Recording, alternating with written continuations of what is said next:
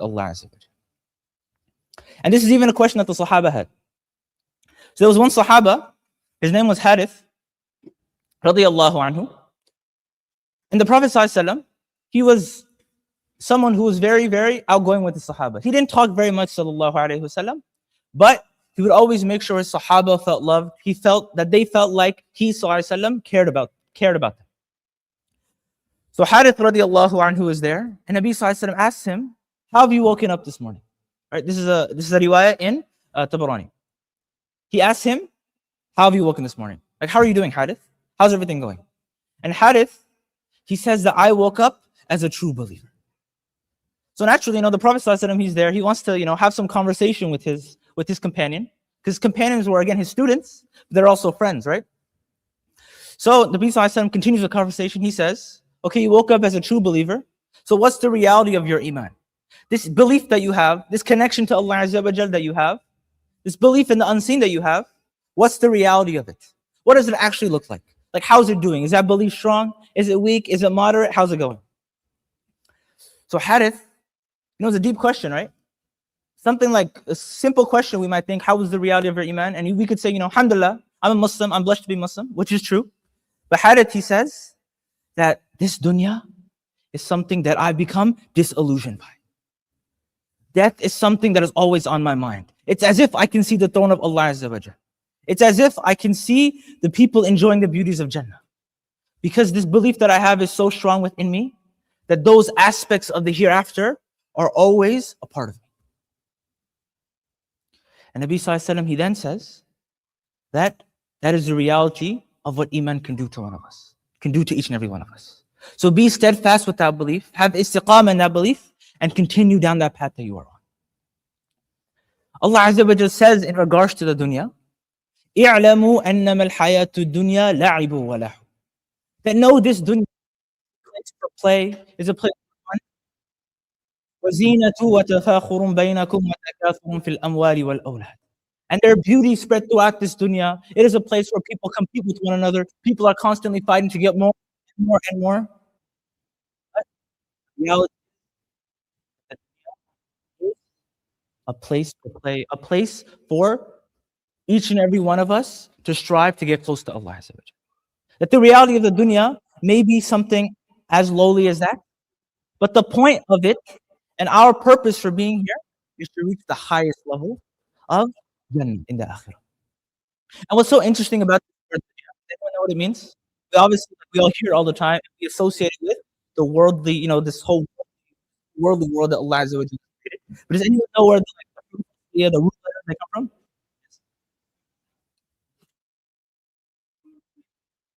Yes, exactly. Right? So, I'm sorry? Yes, from Adna, exactly, right? So the word, the huruf asliya, the root words in Arabic, the general structure of the language is that you have three letters, and these letters, when you combine them, they mean different things, and you can, change them into different forms, things like that. So the dunya, what it literally means, what the root of the word literally means, is something that is lowly, something that is baseless, something that is as low as can be. Because that's the reality of this dunya. That it's something that's as low as can be, and our goal and our purpose for being here is to live within that so that we can reach the highest maqam, the highest stature in Jannah, inshaAllah. So when it comes to living in the dunya, when it comes to being Muslims in the dunya, striving and being people who work to improve our soul, improve our nafs, is very important. The ulama mention that tazkiyatul nafs, purification of the soul, striving, having mujahada in what we do, striving to purify our soul, striving to become better Muslims, that consistent striving, that istiqamah, in that path of struggle through the dunya, is what ultimately will lead us to Jannah in the akhirah. So what is the soul? What is it? Why is it so vital? What is it made up of? Why is it something that Allah Azza wa Jalla highlights throughout the Quran? Because to have a healthy soul, to have a healthy nafs that is not brought in, that is not tempted, that is not succumbed to the desires of the dunya, it is that soul, it is that person that can progress through the dunya and reach the highest stature that we are speaking of. Nabi Sallallahu Alaihi Wasallam says in authentic hadith, this hadith is in Sahih Bukhari, Sahih Muslim, and Imam Nawawi rahimahullah, he mentions it in his Arba'in Nawawi as well. Nabi Sallallahu Alaihi Wasallam, he says, Inna fil jasadi mudghatan idha salahat salaha al jasadu kullu. That within the body, there is a morsel of flesh, a mudgha, an aspect of flesh, and if it is whole, all of the body is whole. The whole body is complete, the whole body is consistent. وَإِذَا فَسَدَتْ فَسَدَ الْجَسَدُ كُلُّهُ. But if that morsel, that mudgha in the body is corrupt, if it is tainted, أَلَا وَهِيَ الْقَلْبِ. Then it becomes, فَسَدَ الْجَسَدُ كُلُّهُ. Then the whole body becomes corrupt, and that morsel, that part of the body, أَلَا وَهِيَ الْقَلْبِ. That part of the body is the qalb, the heart. It is the heart. When the ulama speak about tazkiyatun nafs, purifying the soul, preparing the soul for the aspects of the barzakh, the aspects of the akhirah, in the day of judgment, making sure we're ready for all of that, the ulama often mention 3 different elements of the human being that go beyond the physical realm. Of course, we as Muslims, we believe in the concept of the ghaib, the unseen, a world that is closed off from us, that Allah Azza wa Jal has full knowledge of. And it is within these aspects of the ghaib that the purification of the soul happens. All 3 of these aspects that we'll speak about, these 3 things are all highlighted throughout the Quran and the Sunnah. And Imam Ghazali rahimahullah in his Ihya Ulumuddin, which is his book on his book on spirituality, his book on purifying the soul, Imam Ghazali highlights these 3 things. That to purify these 3 things, they're all interconnected. To purify them is to purify the soul, to purify the nafs, to get closer to Allah Azza wa Jal. The first of these things is the ruh. The ruh, as we spoke about in the beginning. It is the soul in which Allah Azza wa Jal has full knowledge of. It is something that is innately pure. The ruh of the insan is something pure that only Allah Azza wa Jal truly knows. But it is a soul that is there, open to the obedience of Allah Azza wa Jal. It's part of the human being, it cannot be corrupted, it is pure, and the fitrah, the natural disposition of the insan, of the human being, cannot be changed through the ruh, because the ruh in its nature is pure. And then we have the qalb, that morsel that the Prophet ﷺ spoke about. The qalb, the ulama teach us, is where that aspect of the ruh resides. That ruh, that pure aspect of the human being that is constantly there, wishing to be obedient to Allah Azza wa Jal, resides within the qalb. And as the Prophet ﷺ said in this hadith, if the qalb is pure, if the qalb is good, then the rest of the body is good, everything is good to go. You're chilling. But if the qalb is pure, the qalb is corrupt, then the rest of the body ends up becoming suppressed, and it ends up becoming corrupt.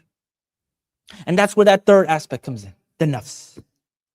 Because the ruh resides within the qalb, and the qalb, when it is covered and the nafs goes above and beyond, succumbing to temptations, then the qalb is tainted, the ruh is tainted, is covered up, and that desire for obedience does not come naturally to each and every one of us. So the nafs is that part of the human being that calls a person towards satisfying their temptations. Eating more and more food. Food is a beautiful thing. Allah Azza wa Jal created it to sustain us.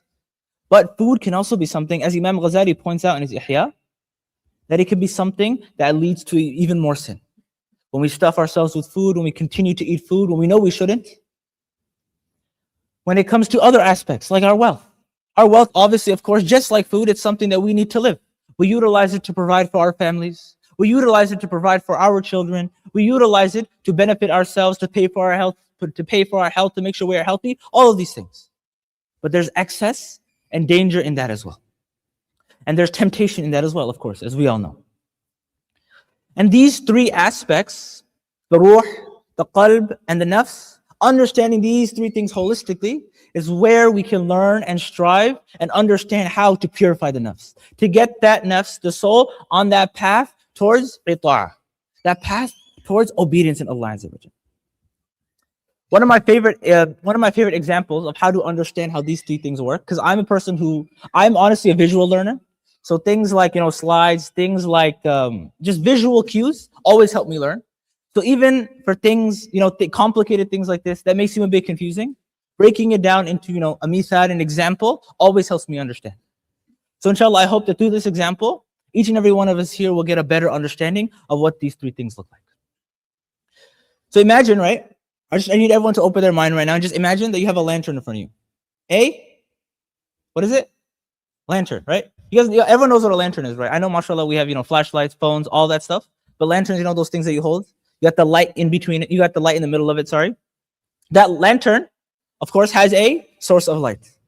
And around that source of light is what? Glass, right? You got something covering the lamp. So if that glass is covered then, if it's all misty, if there's a bunch of dirt on it, you haven't cleaned that glass in a while, what happens? The light's dim, right? If it gets more and more covered, more and more stuff covers it, what happens to the light then? It gets more dim, more and more dirt gets on that glass, and you get more and more of it until at some point when the whole glass is fully covered, that light inside can't come out now. It's hidden within all the rust, all the dirt, all that yucky stuff, right? So now imagine if that lantern, if that glass is fully clean, if that glass is pure, then that light will emerge out for everyone to see. And anything that light touches will be visible to us, and we can take it in, our eyes can take it in. But if that casing becomes dark, then that light can never come out, as we said. So to understand this whole mithal, to understand the example of the ruh, the qalb, and the nafs, these three things in play, imagine that lantern, that source of light, is the ruh. It's hidden within that whole lantern case, the qalb. It resides there, waiting to be free. The qalb is pure, that lantern is clean, the glass is clean. So now the ruh, the light of the ruh can come out, and anything that comes in, anything the light touches can come in for us to be able to view. But you succumb to your desires. You look at something that you shouldn't. You listen to something that you shouldn't. And slowly, each of those things becomes a speck on that glass. More and more specks, one after the other, after the other, after the other, after the other, after the other, until what happens to the lantern? It's fully covered. That pure ruh that's inside, that pure light that's inside is itching to get out. It's still bright, it's still shining. But because you succumb to the temptations of the nafs over and over again, the whole nafs took over. It became drenched within the qalb, and now that casing becomes dark. It becomes dim. It becomes completely covered. So no matter how much light may be in there, the light cannot penetrate out, because one by one we let those desires in over and over and over and over again, and that light, despite it being there, has nowhere to go. It has no means of reaching out. It has no means of making things shine. So to understand how to be someone who can get closer to Allah Azza wa Jal, how to be someone who can feel more in tune with their Islam, we have to continually strive every single day, throughout our lives, throughout our busy obligations, to be people who can continue to clean that case on the outside, continue to clean that glass. You obviously can't do everything all at once, but slowly you add some more aspects of ibadah into your routine. An extra, few ayahs of Quran a day, maybe 2 rak'ahs before you go to sleep, those little things. And over and over and over again, one of those specks get removed, it gets replaced, and it gets cleaned. It gets cleaned and cleaned and cleaned and cleaned until what happens to that lantern, guys? It's shining and it's bright. And that's the objective that we're looking for. Because when we strive, when we have mujahada of our nafs, that's how we get to the point where the whole lantern is shining bright again. Not going to extremes, because Nabi Sallallahu Alaihi Wasallam taught us to be balanced, but striving to fight our desires in little ways every single day. And this is something that the Sahaba always strove to do. And one thing the Sahaba would always do is they would ask the Prophet Sallallahu Alaihi Wasallam, Ya Rasulullah, we want to strive to clear our nafs, we want to strive to clean our qalb, to make sure that qalb is clean so that the light can come out. So tell us, Ya Rasulullah, what the akhirah is like. What's the afterlife like, right? We always talk about jannah, we always talk about jahannam, but how often do we actually think about these things, right? When we think of jannah, we imagine generally, right? It's like a place of eternal peace, of eternal salvation, all that stuff, which is true. There's no question about that. But one thing that we often neglect is what jannah like. What does it actually look like? Because we can imagine maybe something that feels peaceful, that aspects that allow us to think of that serenity. But the qualities, intricate aspects of Jannah are things that we often don't think about. But the Sahaba would ask about these things so that when they get a picture of what Jannah is like, although Jannah is beyond our imagination, but getting an idea of what it's like, then it gives you that motivation, that strength to be able to strive for it. Yeah, and there are so many examples like that in the dunya, right? Like for those of us who are working, right, which inshallah is most of us here. I mean, with the job market nowadays, wallahu a'lam, but inshallah most of us here, right? If you have like a goal to reach at the end of the year, and that goal comes with a salary increase, what's every single person here going to do? They're going to strive and work to get to that goal so they can get that extra boost in their salary, right? It's a natural conclusion that each and every one of us would get to. So the Sahaba knew that this dunya is la'ibu wa lahu, that the ultimate reality of the dunya is there are important things like our jobs, like our families, no question. But ultimately, all these things around us are distractions for us, preventing us and distracting us from remembering the akhirah. So the Sahaba would ask about the akhirah. Ya Rasulullah, tell us what Jannah is like, so that we can have a visual of some level in our mind, so that way we can strive and work towards it and get to that outcome. So Nabi Sallallahu Alaihi Wasallam, when the Sahaba asked him about what Jannah was like, they say, Ya Rasulullah, tell us about Jannah. Tell us about Jannah and tell us what it looks like. So Nabi Sallallahu Alaihi Wasallam, he says that a single brick of the buildings in Jannah, because Jannah will have palaces of gold, things like that. So a single brick of the buildings of Jannah will be gold. Gold, made of gold, of the most beautiful gold that you can possibly imagine. And it will have silver and cement that smells like musk. That smells like musk, right? And not that poor, cheap bakhur that all of us in this room have smelled, but that nice, beautiful musk that you just can't get enough of. And then Nabi Sallallahu Alaihi Wasallam says the pebbles in Jannah, they'll be like pearls, glistening and sparkling. And there'll be rubies that are glistening and sparkling. And the grass will be shining like saffron, smelling amazing, all of these beautiful qualities. And whoever enters Jannah, whoever enters this paradise, shall enjoy these luxuries of gold, of silver, of peace, of salvation, and never experience any difficulty. Living there forever, getting anything and everything they could possibly imagine for all of eternity. For all of eternity without any end in sight.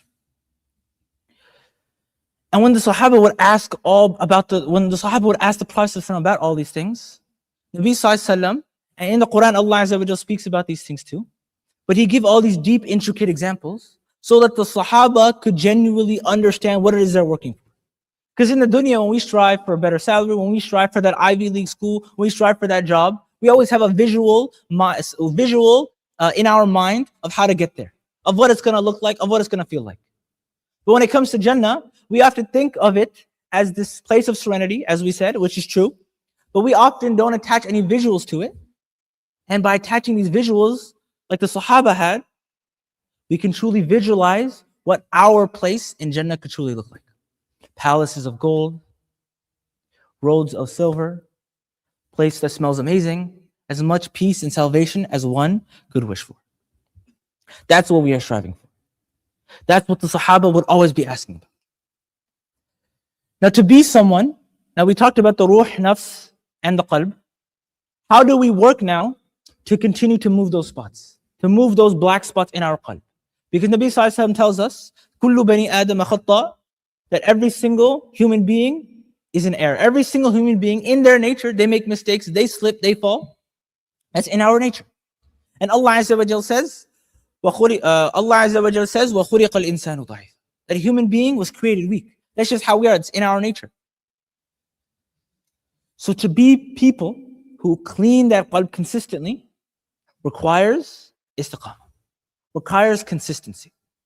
And I want to highlight this point, and inshallah I'll highlight this point and we'll close with this inshallah, that as the month of Ramadan is approaching, naturally during the sacred month, each and every one of us push ourselves to reach heights that we never have before, right? That if there are things that we do, even if they're not too terrible, we naturally strive to read more Quran, to watch less TV, to watch less movies, to be better Muslims in any way that we can, praying taraweeh, of course fasting throughout the day, all these things, because the month of Ramadan, it's the time to get close to Allah Azza wa Jal in a way that we can't in any other point of the year. But the Sahaba would always prep for Ramadan, get into that Ramadan mindset as far as 2-3 months before Ramadan, months before Ramadan. Because they understood that to get into that mindset, to slowly build themselves up to that point of Ramadan, that when the month of Ramadan then approaches, then you can reach that next level that you never have before. How many of us, and I'm no exception to this, how many of us go into Ramadan, like preparing for Ramadan, without really thinking twice about it? We just do our normal routine, Ramadan comes, and then we get going.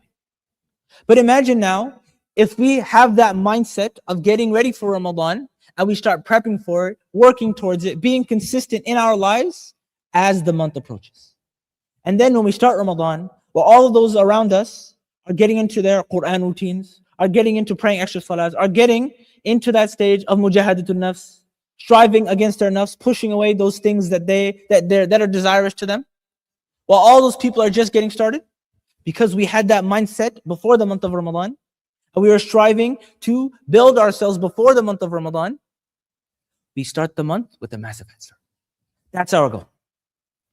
So the key thing to be people of consistency, to be people who can get to that level is to be consistent. Istaqim, walan tuhsin. To be consistent even though we will falter, even though we may slip. The Prophet ﷺ says, and for those of us who hear Jum'ah, alhamdulillah, we mentioned this during the khutbah as well. The Prophet ﷺ says that the most beloved deeds to Allah Azza wa Jal, أَحَبُّ الْأَعْمَالِ إِلَى اللَّهِ أَدْوَمُهَا وَإِنْ قَلَّ. That the most beloved deeds in the eyes of Allah Azza wa Jal is not praying the whole night, is not spending your whole day reading Quran, is not spending all your wealth in sadaqah, is not doing all these things that we associate with righteousness. But أَحَبُّ الْأَعْمَالِ إِلَى اللَّهِ أَدْوَمُهَا وَإِنْ قَلَّ. That the most beloved deeds to Allah Azza wa Jal are deeds that are done consistently, repeatedly, over and over again, even if they are small. وَإِنْ قَلَّ. Even if they're small. So inshallah, to close, I ask each and every one of us to open our mind and to think and reflect and ponder, right? What's something that we can do now? We have about 3 weeks until the month of Ramadan, inshallah. May Allah Azza wa Jal allow us to get there. We have a few short weeks till the month of Ramadan approaches. But our advice to myself, first and foremost, is to find something that we can do to be consistent in. أَحَبُّ الْأَعْمَالِ إِلَى اللَّهِ أَدْوَمُهَا وَإِنْ قَلَّ.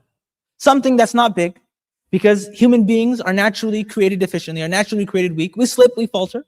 Something super simple that we can be consistent on, that we can do repeatedly over and over again, that we can push ourselves to do, even if it's small, so that when the month of Ramadan starts, we're not starting from zero. That we built a base of consistency, of istiqamah, and something extra, so that when that month starts, we can take that little bit that we did consistently within the 3 weeks that we have now, and push it forward to the next level. And it is through this consistency and through this istiqamah that we become people who continue to clean that lantern. That darkness that erodes, that covers the qalb, slowly and slowly with this consistency, whether it's a page of Quran a day, 2 rak'ahs before we sleep, small things like that, but done repeatedly, we continue to remove those dots, remove those nuqtas, remove those specks in our qalb, so that that light of the ruh, that ruh calling to the obedience of Allah Azza wa Jal, can shine out, and becoming obedient to Allah Azza wa Jal becomes easier. Because through that consistency, through that dedication, as we strive to get closer to Allah Azza wa Jal, naturally as a consequence of that, our level of ease in doing aspects of ibadah to Allah Azza wa Jal becomes easier as well. So we ask Allah Azza wa Jal to make us people of istiqamah. We ask Allah Azza wa Jal to make us people who can be consistent up until the month of Ramadan. And we ask Allah Azza wa Jal to allow us to reach the month of Ramadan and allow us to reach heights during this month that we never have before. أقول قولي هذا وصلى الله تعالى على سيدنا محمد. السلام عليكم ورحمة الله وبركاته. Inshallah, if anyone has any questions, inshallah, I can do my best to inshallah answer it. But if no one has any questions, inshallah, then we can close here, inshallah.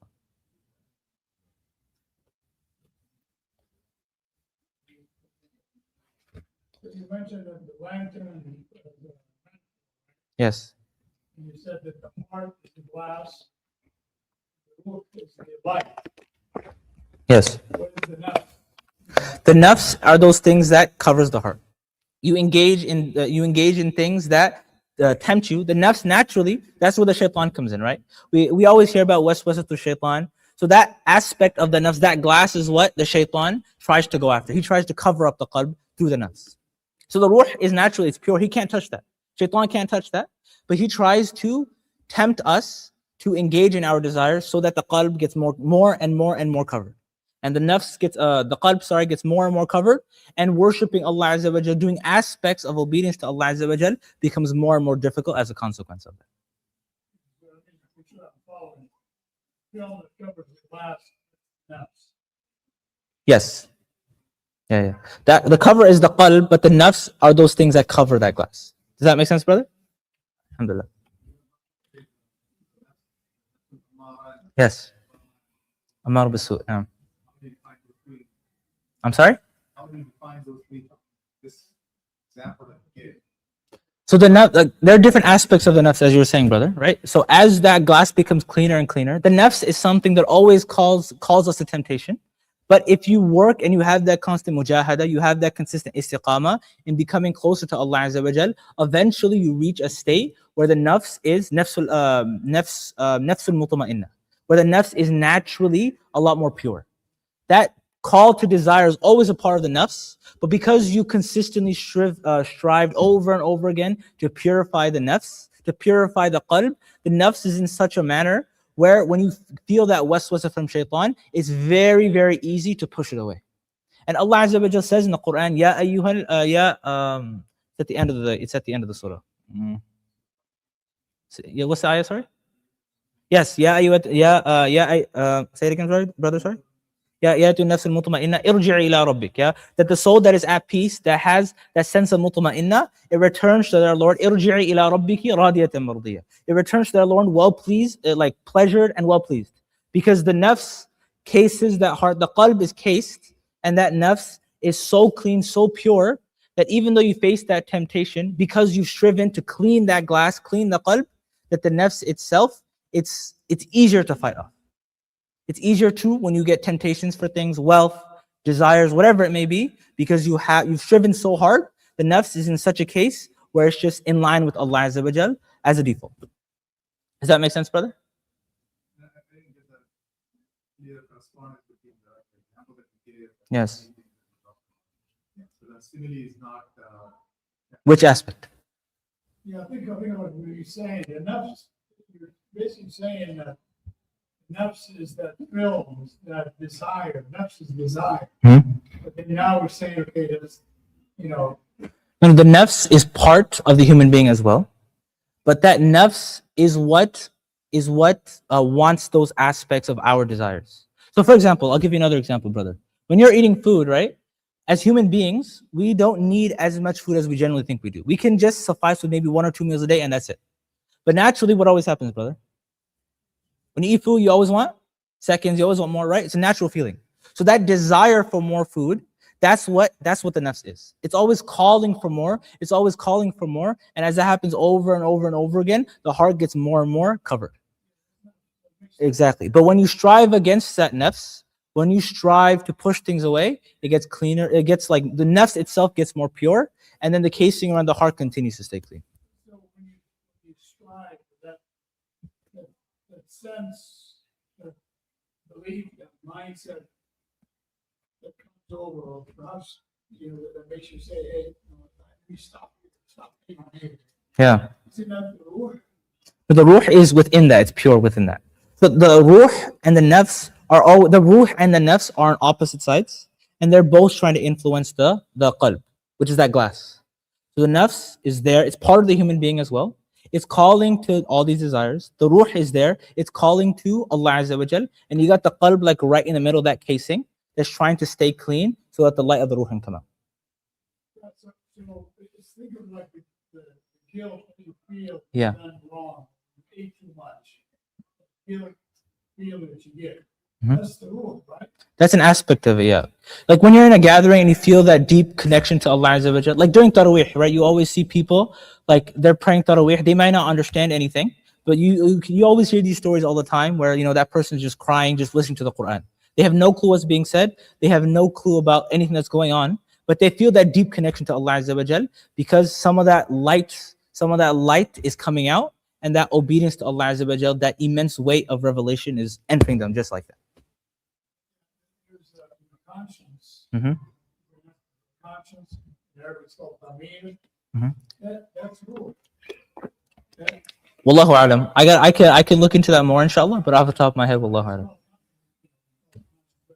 it's that sense that you get, the right and wrong. Yeah. The fitra, yeah. People that have no conscience have no Amir, of course. Mhm. It's the same. These are just completely resign themselves to the next. Mhm. Yeah, exactly. Does anyone else have any questions, inshallah? All right, inshallah. We'll close with that, inshallah. Barakallahu feek. Jazakumullah khair for everyone who came, inshallah. It was a pleasure being with you guys, inshallah. I look forward to, inshallah, seeing all of you guys in the future, inshallah. Barakallahu feek. Wassalamu alaikum wa rahmatullahi wa barakatuh.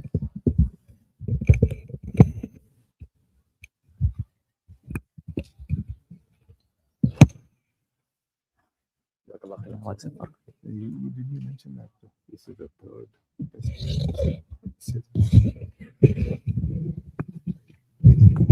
Yes. Oh, that was a joke, brother. Yes. Yeah. Of course, Like, how are you doing? be the Maqdis, right? Of course, for masjids, yes. Yeah. Of course.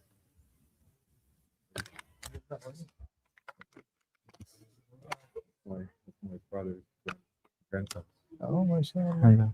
So your nephew, mashallah. Look, we're going to have like 18 wind chill Sunday Yeah. morning, 15 wind chill. I'll see that's cold. So that maybe. Yeah, they yeah, can- Now, right now,